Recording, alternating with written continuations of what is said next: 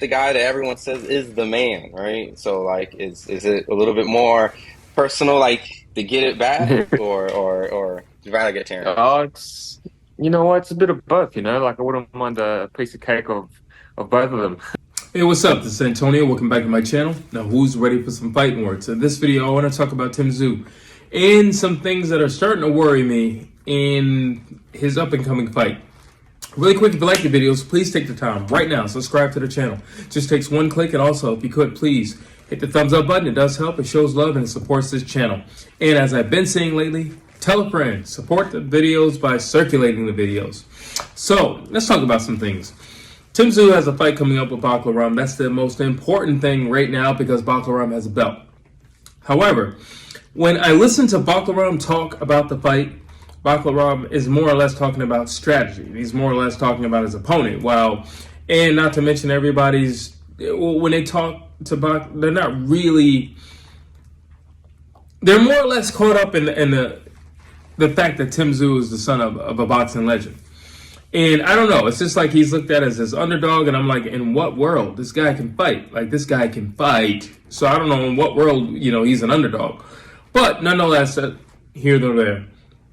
Then I listen to Tim Tszyu, and I seen the recent interview, and it's just like, hey, what do you think about Jaron Ennis, coming up? And he said he wants to move to 154, and Tim Tszyu's like, yeah, bring it on. I'll fight all these guys. It doesn't matter. I'm still waiting to see what's going to happen, with Fundora, and we can get a rematch. It doesn't matter. Like, I'll fight this guy. And I'm like, yeah, but that's not the guy you're fighting. You got to focus.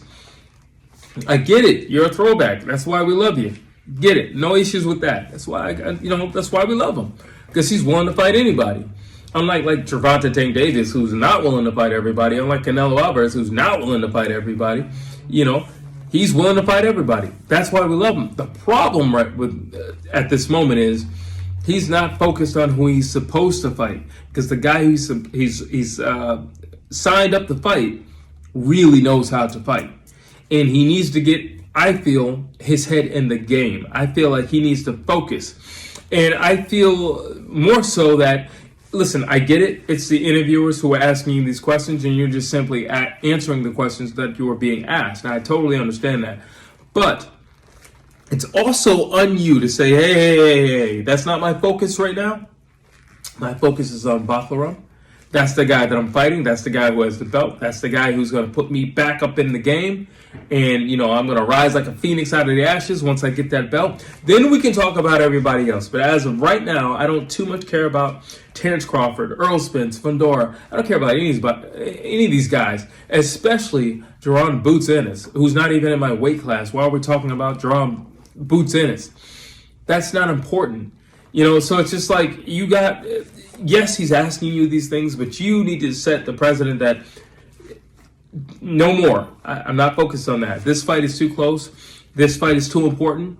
This fight has a belt in the line. This is what I need to focus on.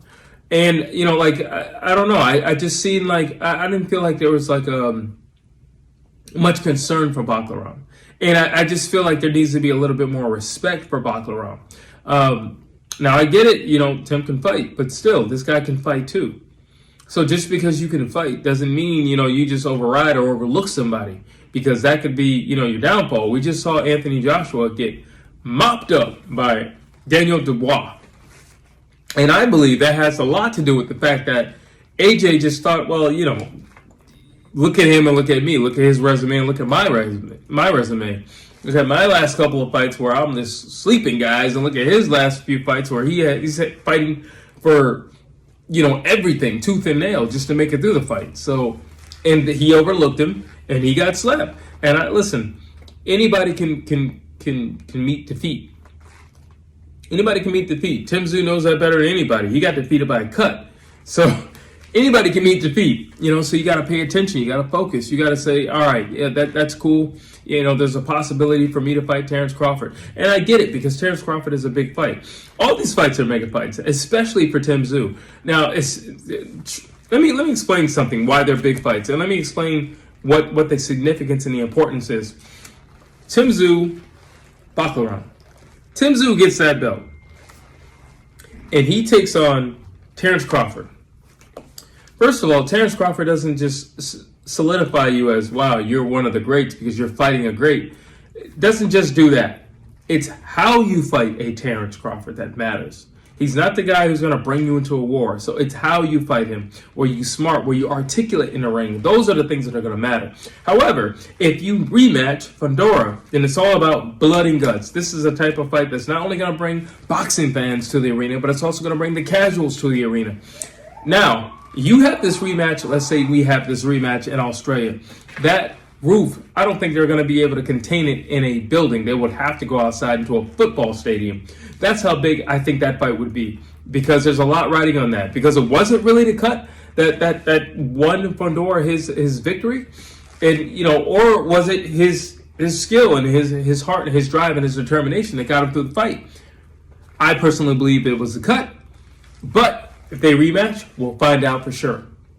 So then you throw in Errol Spence, who's been missing in action. We don't know where this guy's been. We don't know where this guy's training. We don't know anything about this guy. This guy's not posting any of his training at all. Hitting pads, hitting bags, nothing. Running, nothing. We don't know what he looks like. We don't know if he's a fat Errol Spence. We don't know if he's a ripped and shredded Errol Spence. We don't know anything about this guy right now. He's just missing in action. I suppose he'll just pop up in the night and we'll know then. But Errol Spence can still draw a crowd. He still has a huge fan base, and forbid this fight goes to someplace like a Texas. Again, who doesn't want to see Tim Tszyu versus Errol Spence? They're essentially the same fighter. So you're pretty much going to get the Fundora fight with Tim Tszyu all over again with Errol Spence. They're pretty much the same fighter. They're both going to come forward. They're not going to let you take any ground, anything of that nature. And then we talk about Jaron Boots Ennis. That up until this point, yeah, I see some cool things that he does, but I'm not on the bandwagon. I'm just not. He hasn't fought anybody. So if you haven't fought anybody, you're not on the bandwagon. I'm sorry. I don't. Do I see cool things? Yeah, I see cool things with C-level fighters. Anybody can do anything cool with a C-level fighter. I get in the ring sometimes and I do some pretty cool things, but I'm not fighting top 5 guys either. Like, put me in a ring with a novice and I'm going to show you some things. You put me in a ring with an amateur and I'm going to show you some things. But these are not top 5 guys. Jaron Boots Ennis hasn't fought a top 5 guy. So I don't even know why he's in the conversation at 154 pounds. And especially with a guy like Tim Tszyu, who's already proven himself. He has proven himself. He has been the guy for about a little over 2 years. I'd probably say stretching on to 3 years.